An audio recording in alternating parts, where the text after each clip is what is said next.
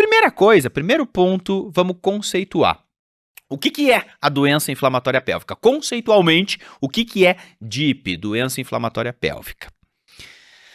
A doença inflamatória pélvica, ela é uma condição que cursa com inflamação do trato reprodutor. São pacientes que costumam ter aí um quadro inflamatório que envolve aí as tubas, envolve o útero, a cavidade uterina, envolve a superfície peritoneal e envolve, eventualmente, ovário também. Então quer dizer que assim, esse termo doença inflamatória pélvica é porque inflama a pelve da paciente? É isso, né?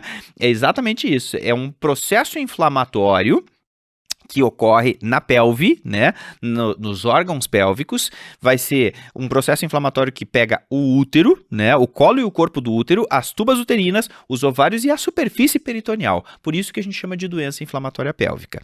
Ela é causada por germes ascendentes. São bactérias que conseguem passar aquela barreira natural. Essas bactérias, elas estão na vagina, né, e elas conseguem ultrapassar aquela barreira de proteção natural que é o muco cervical. Lembra que o muco cervical é aquela secreção mucoide produzida ali no colo do útero? Ela justamente existe para ser uma barreira mecânica que impede, né, aí a subida de patógenos, de germes, né, que não fazem parte da microbiota vaginal normal.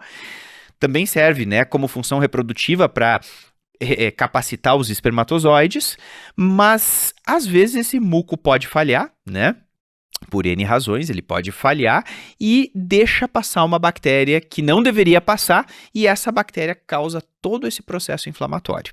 Tá, Jader, mas geralmente que bactérias são essas? Geralmente é a Chlamydia trachomatis, que é sexualmente transmissível, ou a Neisseria gonorrhoeae, né, que é o gonococo, o famoso gonococo. Então, os dois grandes vilões, que são os grandes causadores, né, de doença inflamatória pélvica, é clamídia e gonococo. Mas é muito importante tu saber também que não é só eles dois, né? Às vezes a gente pensa assim, não, é sempre clamídia e gonococo. Eles são muito importantes, são os dois principais. Mas cada vez mais os estudos estão nos mostrando que outros germes, outras bactérias também podem estar envolvidas aí na gênese, na etiopatologia da doença inflamatória pélvica, como por exemplo, sabe quem? A Gardnerella vaginalis. Caramba, a Gardnerella, que dá a vaginose bacteriana, que dá aquele corrimento cinza com mau cheiro, com mau odor, isso, a própria Gardnerella vaginalis. A Gardnerella, ela tem sido envolvida aí em muitos casos de DIP. Tem até alguns estudos novos, recentes, dizendo que ela poderia está associada, né, com quadros de doença inflamatória pélvica, até mais quadros do que a gente imagina. É que a gente não faz cultura nas pacientes para saber se realmente é a Gardnerella, né? A gente acaba fazendo o tratamento com base num diagnóstico clínico, mas tem alguns estudos mostrando que a Gardnerella ela está mais envolvida na gênese da DIP do que a gente realmente imagina.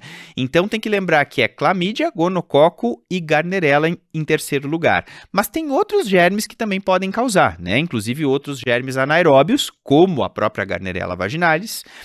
Tem outros germes, né, como por exemplo Escherichia coli, gente. A Escherichia coli que dá infecção urinária, né, que é uma enterobactéria, pode provocar doença inflamatória pélvica. Sim, se vocês forem pensar, alguns outros, o Streptococcus agalacti, né, ele pode provocar doença inflamatória pélvica, alguns Peptostreptococcus também podem provocar, então tem uma gama de bactérias que podem provocar, mas as três principais, né, é Chlamydia, gonococo e Gardnerella vaginalis. Tem que lembrar da Gardnerella vaginalis, que é o anaeróbio, que cada vez mais tem sido envolvido aí, né, na gênese dessa condição.